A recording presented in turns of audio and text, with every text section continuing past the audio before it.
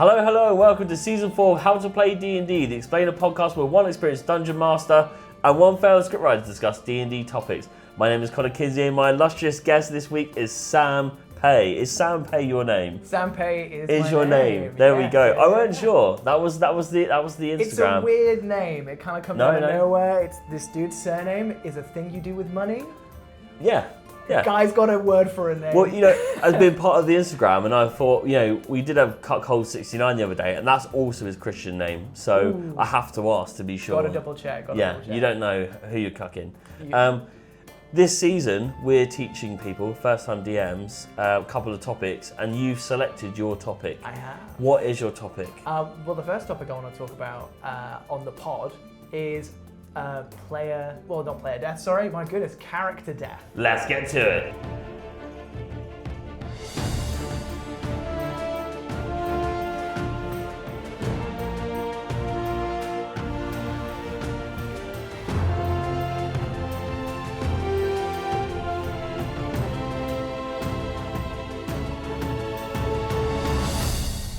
Okay, so today's episode is on character death. Sometimes a character death occurs and that happens, but for the most part, that is actually quite a high pressure moment for players because they may not ever assume it could happen to them. Maybe their emotional attachment is too great to have thought about playing any other character, or maybe, just maybe, that's their dirty little fetish. Sam, thoughts? Ooh, I mean, I'm a big killing your character's death fetishist. Yeah. You like stamping on goldfish and I love killing a character. There are so many. To be fair, even as a player, I love having my characters die. I'm a bit of a Sean Bean. I love having I love it. Helicopters. Yep, Swords. Axes, bows and arrows, the whole shebang. And that's just because I like playing a lot of different characters. I like when I get in a campaign. So yeah. You look to die. So you'd be like, I've got the next. Oh, it's a shame. Anyway, here's Bob. If you can get that cool moment where you're like you sacrifice yourself for the party, or you're you're facing off against the big bad and they take you down, it always feels very narratively satisfying, and that's kind of what I'm always as a player looking for. Is nice. Oh, here's a cool story beat. I'd rather sacrifice a character sheet for a moment that everyone goes, oh, what the hell? All right. Well, we've not even got into it yet. I'm excited. Sam, I've drank paint for the last 17 years and prayed to the ancestor aliens to kill me and bring me back as a cockroach with a big dong. How do I get their attention? What am I doing? It depends on the kind of paint you're drinking. Yeah. Is it just lead? Straight up lead. Straight lead. That's definitely the way to speedrun it. I've heard that they're big on acrylic at the minute. Acrylic is good. It does stain though. And lead just gets... and your outside. Lead just... It does its job. It does the job. Yeah. All right. Cool. Thank you. Well, thanks for the logic. Try out acrylic next time. See how that works. Acrylic, cockroach with a big dong. I'm coming back. Okay. The real questions. It seems like a gloomy topic, but it's a huge part of the D&D experience that weirdly, we've been talking about it like it's fun. That kind of stays hush-hush. Have any of your characters died, and what did you do and feel? Now, you just kind of brushed on it, but... Yeah, so I don't do a lot of playing. I'm a bit of a forever DM. Yeah. The most I think I've played was a Curse of Strahd campaign, which is a bit famous for killing players off. And I was playing a Zealot Barbarian. Okay. So I didn't die because I was playing a Zealot Barbarian. It just doesn't happen if you're playing a Zealot. However, there were several... Well, actually, the closest I got banished to another plane for a long period of time. The DM was really trying to kill you. It was like, if I can't kill him, I needed actually a break from the game. I was like, I've got some exams going on because it's during uni. And I was like, listen, I need a week to study. And you're like, no worries, we're going to put you on the 9th layer of hell. I was like, sick. So it was a little bit of that was the closest I've come to a character death from a player perspective. And it was a lot of fun to have to role play through that moment as a player of I stumble on. If I remember correctly, it was literally we had a demonic patron in the party who I just pissed off, and they were like, "Now you're gone." And it was really great to role play that scene, but more interesting was to role play the aftermath when I returned from that space of kind of liminal death and was like, "Oh, how has that impacted my character?" Which is a really fun place to play in. What were the other players like about that? They knew you were coming back, right? But how did they go about bringing... Because it's quite a rare circumstance. Yes, to know that someone's going to be coming back when they're going away. I think it was, to be fair, the players at that table, they were a bit, I think the term is like grogs. They were kind of your veteran players, so they were very in the conversation, and they weren't the most sociable roleplay bunch. They were really like in it to almost kind of the regulars. Warcraft. They were World of Warcrafting it with like, we're here for the loot and to kill things, and Sam's died. Okay, okay, bye. And I think one of the guys was a bit of a role player and was very happy to see my character return, and we had a couple of fun scenes therein. Yeah. And he kind of, it was the kind of thing where it was the thing that character also at the table needed to turn against this demonic patron of the party, and kind of sowing the seeds of that narrative. It was kind of filling in a lot of the puzzle pieces. Yes, for literally, I think maybe one other player. Everyone else was like, okay, more loot I've now got to share my loot again. Yeah. Now you're back. Have you had any characters die where you were like, actually, I'm genuinely gutted about this. I've not got a backup character ready. I'm not going away to finish uni. Like, how does it? Have you had that? I've, again, not from a player perspective. From a DM perspective, I have run sessions where characters have died and it did not feel satisfying. And it was it really caught everyone on the table off guard. And this is a word of warning I'm going to send to all DMs out there right now, especially new DMs who are listening to this. Be careful with golems. Okay. Golems, I thought it was going to be some like generalized. Not even general. Just golems specifically. You'll not notice it on you'll see the wonderful clay boy, and you're like, oh great, I'm going to throw this guy in here, and he's going to smash some stuff. And there's a little thing on the end of the attack that's like, if this reduces a player to 0 hit points, they are just dead. No death saving throws, nothing like that. And that caught me off guard. I killed, it was my partner's character. So it was on purpose. Yeah. No, it definitely was definitely on purpose. I was like, I literally, as I dealt the last bit of damage, read the rest of the attack. I was like, oh, this is permanent. And we had to really spin it out into a much wider story to tell there, because they were like, wait, it was literally, I think the town was protected by a group of golems, and they stole something, and the golem just pasted them. And it was like, oh, this wasn't even like a big bad. Yeah, it was just an incident that's happened, but it's not meant to be. It wasn't meant to be, and I was like, oh shit. Okay. All right. Is it okay to be angry or sad about a fictional character dying? Now, it sounds like I'm being sarcastic, but I'm very black and white in real life. Yes. But I also, when I have killed characters, like characters, I am genuinely gutted. I've never been, even a person I don't like, when I've killed their character, I'm like, I feel like I've killed their dog. Like, I think some people do get really connected to their characters. Like, they really are in a space where that character is very important to them. They spend a lot of their free time thinking about it as kind of a means of escape. And you want that. You want them to be invested. But then when you turn around and go, and then I paste you with a golem, they will then turn around and they are understandably upset. I think it's a classic all things in moderation. If you're going to sit here and go, like, because it isn't a real person, and if you're reacting like it is, maybe, it's the Smosh meme, isn't it? Where it's like, oh, like yelling, I need to calm down, I'm an adult. It's like, it's a good sign if you're that emotionally attached to a character, to a story, that them dying actually gets that reaction out of you. But if you're at a point where you're actually getting angry at your DM or actually getting upset, you probably need to step back and go, hang on. Doesn't exist. And also, I don't know everything yet. The story isn't done. Just because my character's died here in this moment doesn't mean that that's necessarily You never know. Sometimes, and I have seen this, that's on purpose. Yeah. Sometimes it's actually quite often, especially in homebrew, that everyone's kind of first instance is, I bet I'll surprise them with my homebrew by killing them quite quickly, and then they'll be somewhere else, and then you have players who are very hurt. Imagine playing alongside someone who's just failed their death saves. What's the best way to support? Not as a DM, as a player. As a purely from a player perspective, if you're wanting to help someone who's down, I think there's two ways to look at it. Is either from a character point of view or a player point of view.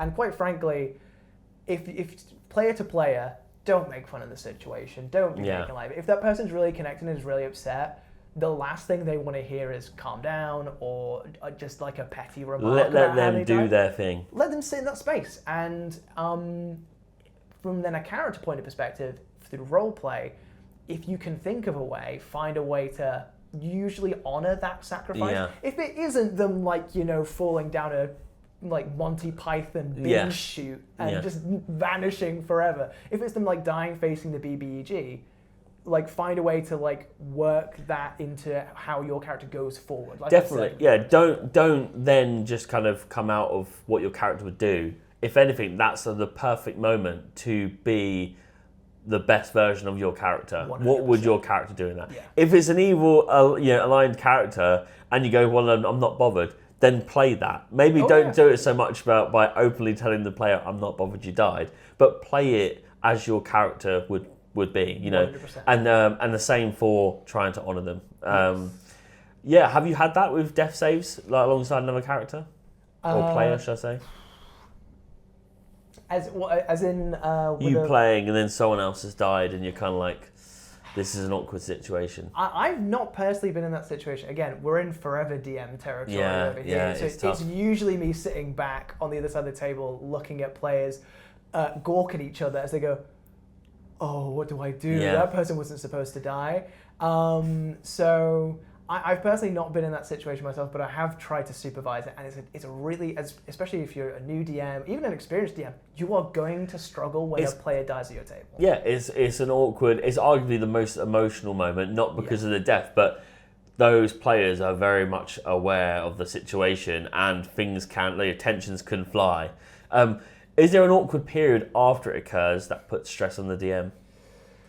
I would say so, yes. There are several examples and scenarios that I've been in where I've not even necessarily killed off a character. I mean, sometimes it's been intentionally, sometimes it's been unintentionally. Sometimes it's something that you work with the player and they're like, oh, actually, I want to die in this moment or I want to be taken out of the story.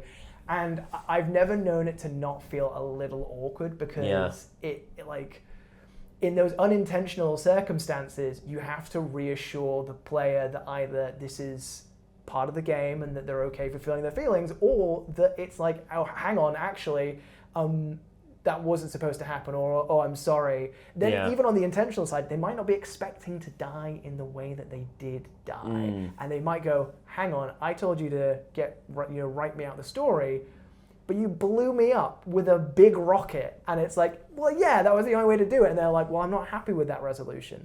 So I think a really easy way to avoid those moments of like confusion and awkwardness afterwards is to have conversations beforehand, these communication. And don't do it the session before you think they may die. Just genuinely, just have the conversation, bring it up every so often when you're playing, especially if it's consistent with campaigns or you are a new DM, session 0, talk about the fact that people can die in this, and that's it. And then you can bring that up, having a regular conversation. It doesn't need to be every time there's a BBG, because then they're more likely to be like, oh, okay, am I looking forward to this session? Yeah. Some people really get off it and they're like, well then I'm 100%. This is going to be a sweat fest. I'm ready to fight this thing. Yes. But not everyone. No, I mean, I think it's really interesting. You mentioned there about session 0s, like when we're talking about character death at the table, what we're really talking about is consequences in D&D, whether those are unplanned or planned. It's again, a golem pastes your guy, that wasn't supposed to happen, or oh, actually, I want to be killed by the BBEG in this moment for a narrative reason. And that kind of conversation about consequences is, I think, probably the purpose of a session 0. Yeah. There's lots of other things that you can do in a session 0, but ultimately it comes down to what are your players comfortable with when it comes down to how those consequences for failure are expressed in the actual campaign. Yeah. And you can, it's a sliding scale, because you can play in campaigns where, we're playing with no violence whatsoever. This is fishing simulator D&D, and there's nothing. If everyone at the table wants to do that, that's where it's being played. That's fine. Equally, you can play in with cartoon logic, whether that be Looney Tunes, like an anvil gets dropped on your head and you're basically fine, or I don't know if we've got any Star Wars, Clone Wars fans, where it's like, cool, we're gonna have an off-screen moment where we cut away and hear a guy screaming. something horrible happened to him and he died in a horrible way, but we're not going to show it because it's a kid's cartoon. Or you get your Game of Thrones sessions where it's like, happening. Oh, you're getting like a close-up into this guy's guts as they're coming out, and that's in that realm of talking about death, how it's expressed, and whether your players are comfortable with it. Yeah, and there's no wrong way to read that room either. Like it's important that you kind of have that session to understand whether you're going to be spending a lot of time with these people, whether you're the DM planning sessions and then, kind of running it, or being a player and having to put up with the DM who plays in that way, and other players who, approach things differently to you, and that might not be for you. There's no wrong. You can just back away. It's fine to do that. There's no wrong way to play D&D. I've been at tables where a player has said, I'm completely on board for the Game of Thrones thing. Like, if my character dies, I want it to be hard for me to be resurrected. I want there to be extra dice rolls associated, or like all this kind of stuff. And then we've got into session, and actually the tone has wound up being a little bit lighter. And they're like, oh, actually, I really don't want you to kill off my character. I really don't want this to happen. And it's a conversation that constantly is had. Session 0 is very important for it, but you should keep having that conversation throughout. Yeah. Because it can change. People will get attached over time. Of course they will. So I've got players who have literally turned to me and been like, don't kill off my character. I'm like, that's going to be hard in this specific adventure now. Okay. I will kill them. But no, I'm joking. But yeah, it's important. Okay, last question then. As a DM, how do you lessen the blow? How do you show support? And should you? Ooh, okay. So this is a tricky one. I definitely think you should be there to support your player. Like, from a player point of view, you should definitely be there to support. There's nothing worse as a player, I don't think, than dying in a really embarrassing way that then the table laughs at you, or the DM just goes, moving on. I think actually the closest I have come, I've completely remembered this out of nowhere. I was playing in arguably the least dangerous campaign, Wild Beyond the Witchlight, which is, you can go through that whole campaign pacifist. You're fine, it's fine. And I failed on a jumping puzzle. It was, you teleport into the Feywild, literally after the first chapter, you're in there, you're on top of this big bridge, and there's a mushroom puzzle to climb down. Okay, so my Warlock rolls a nat 1 on the acrobatics check and falls 60 feet immediately and dies. Oh, lovely. Straight away. Yeah. Now, thankfully, I had a really, really talented, really awesome DM there who was like, that didn't feel satisfying. That doesn't work. That's not fun. We literally just started the adventure. You've died here at the first hurdle. So we did a thing where we rolled on like a wild magic table or a Feywild table, and my character came back slightly changed. Right. Almost like, the Feywild itself has resurrected you and brought you back, and you're a little bit off kilter.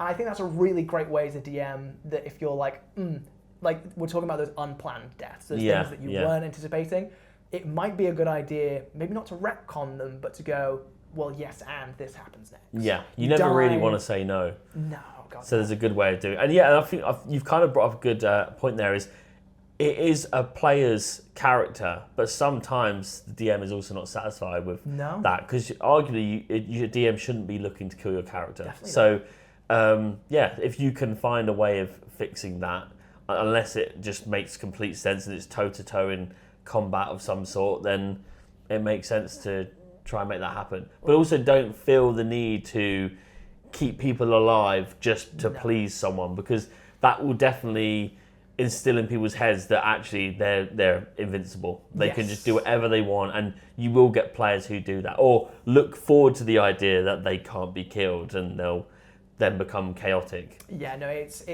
having those stakes there that are like, no, there is the threat of death. There is, or at least rather than maybe the threat of death, because again, if we're playing in a game, like let's say we're playing in a Looney Tunes game where your character isn't going to die, there should be a consequence for, okay, well, I'm going to inconvenience you. And that's the way that I look at it from a DMing point of view. It's like, okay, if this player is not ready to have their character die, I'm not ready. Like, I did my whole homebrew campaign, and the player is supposed to kill the bad guy. I want that to happen. What can I do in this moment that is equivalent to death and is an inconvenience? So, they've died and their soul's gone to the 9 hells. Great, now we've got to go to the 9 hells. So we spend a bit of time there, and that inconveniences us. Or we come back cursed as an undead creature. Now we're maybe not as welcome in town anymore. It's this idea of finding, if you don't want to kill off your player characters, what can you do that's equivalent to that and still leads to a amount of change, or them being like, oh, something has happened to me and I don't know where to move from here on out, and I've got to figure some stuff out now. That was the last question, but I do have another one, because I've dealt with a lot of players like this on a West Marches server where they come and go, right? It can be anyone. It's not a session zero. They're just there role-playing on channels, on Discord and whatnot. Players who then rebuild their character. Okay. So we've had it before where a lady's character died. She openly went out her way and made mistakes. We were like, are you sure you want to do that? And she was like, I'm fucking ruining this for everyone, but died herself. So you're kind of like, this is on you. But then immediately just remade the same character and changed the name. Are we good with that? Again, it's the tone of the campaign. Yeah. If you're playing in your Looney Tunes... Oh, this is a fully realistic West Marches server. Yeah, if you're playing in like, I'm here in Westeros and Jon Snow just died in his, or rolling the random Bon Joe, he's back. I am a big hater on that. For me, a big part about what I enjoy about D&D is storytelling. There are definitely games where it's about just grinding away, almost like playing a video game, collecting points, getting treasure, and that's fine. If you want to re-roll some dorky dickhead character, that is okay. Yeah. If you're playing in something that you're trying to tell a story in, and you undercut the story being told by being like, oh, Boblin's dead, but here's Snoblin, it's like, okay, well, what was there wasn't any point in the death. 100%. And also, arguably, what brings a lot of people to the game is the infinite amounts of customizability, to creating a character. And to just do the same thing, you're kind of like, do you know what? Reuse that character somewhere else that they don't know about it. That's absolutely fine. It's not to, So, take this time to be like, well, let's try something new for this. And if they die by being an asshole, then go back to Boblin. Do what? Just not on this server. Yeah. So. Yeah, okay, well, thank you very much. Yeah, very informative. I think it was quite light-hearted, considering it's about character deaths. Hope no one cries when they watch this now. No, death doesn't have to be sad. Death can be strange and weird and mysterious. You can do lots of things with death in D&D. Yeah.